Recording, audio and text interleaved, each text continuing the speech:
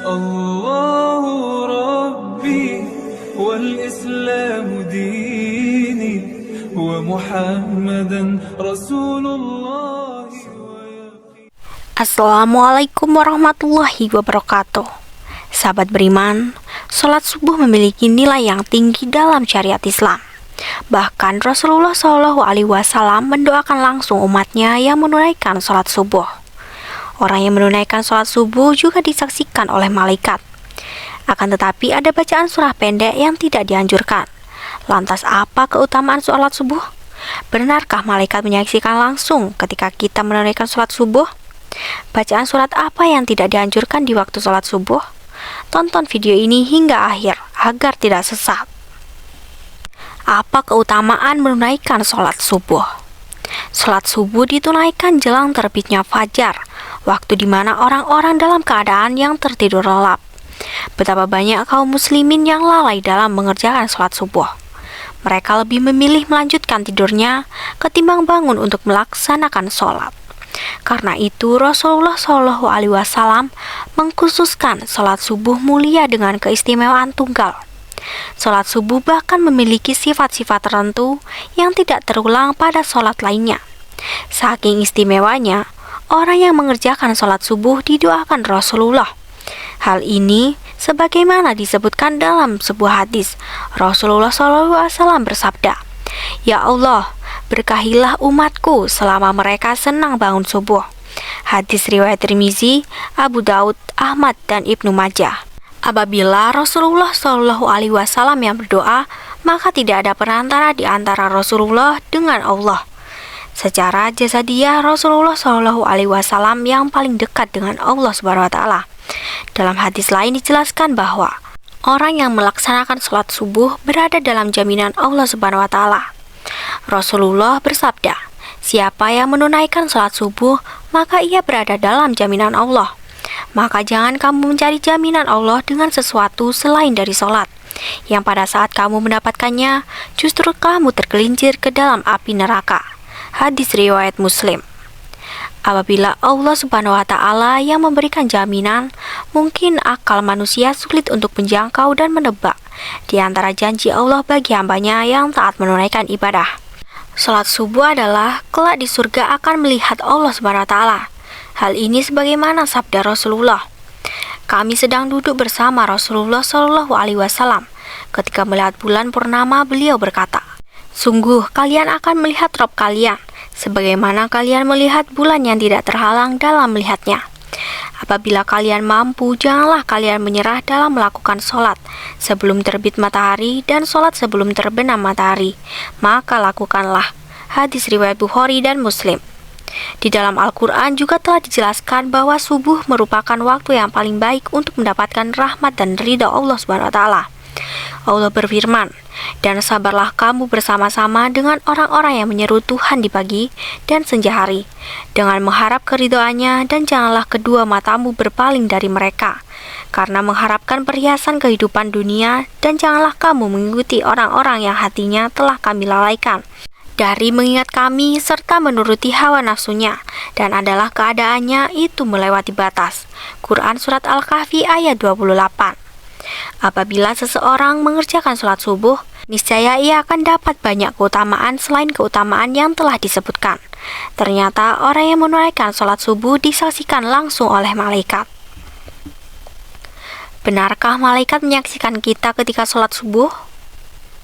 Sholat subuh merupakan satu di antara sholat wajib 5 waktu yang mempunyai kekhususan dari sholat lainnya. Allah Subhanahu wa Ta'ala telah menyiapkan pahala yang luar biasa bagi mereka yang membiasakan sholat subuh tepat pada waktunya. Pahalanya bahkan sebanding dengan sholat semalam suntuk. Jadi, pahala ini sebagaimana sabda Rasulullah SAW, "Barang siapa yang sholat subuh berjamaah, maka seakan-akan dia telah melaksanakan sholat semalam suntuk." Hadis riwayat Bukhari. Memang sebagian orang lalai mengerjakan sholat subuh karena malas bangun pagi. Padahal secara ilmiah, bangun pagi dan menunaikan ibadah sholat lebih baik daripada tidur pulas dan malas-malasan. Di dalam ilmu sains menjelaskan, pembuluh darah manusia akan mengembang pada malam terakhir sampai menjelang siang. Kemudian secara berangsur-angsur sekumpulan sel darah akan menggumpal pada dinding-dinding pembuluh, sehingga terjadi penyempitan. Inilah yang mengakibatkan tekanan darah tinggi. Dari segi medis pun mendukung aktivitas pagi untuk kesehatan tubuh. Sholat subuh yang memicu orang bangun pagi juga akan menjadi penerang pada hari kiamat, hari di mana orang-orang ketakutan. Rasulullah Shallallahu Alaihi Wasallam bersabda, "Berilah kabar gembira bagi orang-orang yang berjalan di kegelapan menuju masjid untuk mengerjakan sholat subuh dengan cahaya yang terang benderang, pertolongan pada hari kiamat." Hadis riwayat Abu Daud, Tirmizi, dan Ibnu Majah. Sholat subuh yang dilaksanakan pada pergantian malam dan siang dimulai menjadi hal yang disukai malaikat, karena pada saat itu pula malaikat malam dan siang berganti tugas. Maka dari itu beruntunglah mereka yang melaksanakan sholat subuh pada awal waktu, sebab disaksikan oleh malaikat, baik itu malaikat yang bertugas pada malam hari maupun siang. Allah Subhanahu wa Ta'ala berfirman, "Dan dirikanlah sholat subuh, sesungguhnya sholat subuh itu disaksikan oleh para malaikat." Quran Surat Al-Isra ayat 78. Begitu istimewanya menunaikan ibadah sholat subuh. Selain mendapat pahala, baik dari segi medis, disaksikan pula oleh para malaikat. Lantas surat apa saja yang tidak dianjurkan dibaca ketika sholat subuh? Begitu utama dan istimewanya sholat subuh, sampai-sampai ada bacaan surat tertentu yang tidak dianjurkan. Dalam Al-Quran Surat Al-Isra ayat 78 dijelaskan bahwa malaikat menyaksikan langsung orang yang menunaikan ibadah sholat subuh.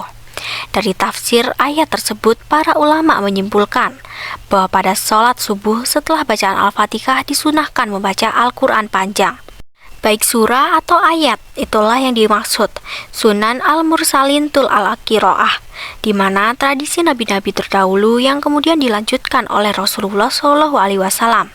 Para sahabat tabi'in dan as-salaf as-salih membaca ayat-ayat atau surah panjang ketika menjadi imam sholat subuh.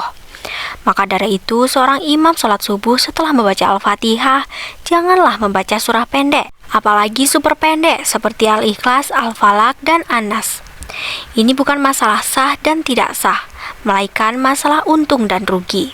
Perkara sah sudah pasti sah, tapi rugi karena mumpung disaksikan banyak malaikat, maka tentu sangat disayangkan sekali jika hanya ayat pendek yang dibaca. Karena apabila semakin banyak huruf-huruf Al-Quran yang dibaca dalam melaksanakan sholat subuh yang disaksikan oleh malaikat, akan menambah catatan amal kebaikan kita yang disampaikan ke Allah Subhanahu wa Ta'ala melalui malaikat. Rasulullah Shallallahu Alaihi Wasallam seringkali menunjukkan contoh-contoh bacaan sholat subuh yang menandakan syarat akan makna tertentu. Pada beberapa riwayat, Rasulullah disebutkan sering membaca surat Al-Waqiah, At-Tur, Kahf, dan At-Takwir. Rasulullah Shallallahu Alaihi Wasallam juga biasa membaca surat Ar-Rum, surat Yasin, dan surat As-Saffat. Dari Jabir bin Samurah yang mengatakan, Rasulullah melakukan sholat-sholat wajib seperti sholat yang kalian lakukan sekarang ini. Akan tetapi terkadang beliau meringankannya. Sholat beliau lebih ringan daripada sholat kalian. Dan terkadang dalam sholat fajar atau subuh beliau membaca surat Al-Waqiah dan surah-surah yang semisalnya. Hadis riwayat Ahmad. Sholat 2 rakaat sebelum sholat subuh atau sholat qobliyah juga memiliki keutamaan. Keutamaan qobliyah subuh pahalanya besar dan fadilahnya digambarkan lebih bagus daripada dunia seisinya. Sholat sunnah ini dilakukan sedang-sedang saja, tidak perlu berlama-lama. Dalam mazhab Hanafi ada pendapat yang menunjukkan waktu afdal menunaikan ibadah sholat subuh ketika langit menguning, pertanda matahari siap-siap mulai terbit. Namun pendapat ini kurang populer, meskipun ada juga yang mengamalkannya. Itulah keistimewaan sholat subuh. Sudah seharusnya tidak ada lagi yang menghalangi kita untuk meninggalkan selimut dan mengakhiri tidur kita untuk melakukan sholat subuh. Bukankah menunaikan ibadah sholat subuh ini menjadi bagian yang begitu besar dibandingkan dunia seisinya? Wallahu a'lam bishawab. Wassalamualaikum warahmatullahi wabarakatuh.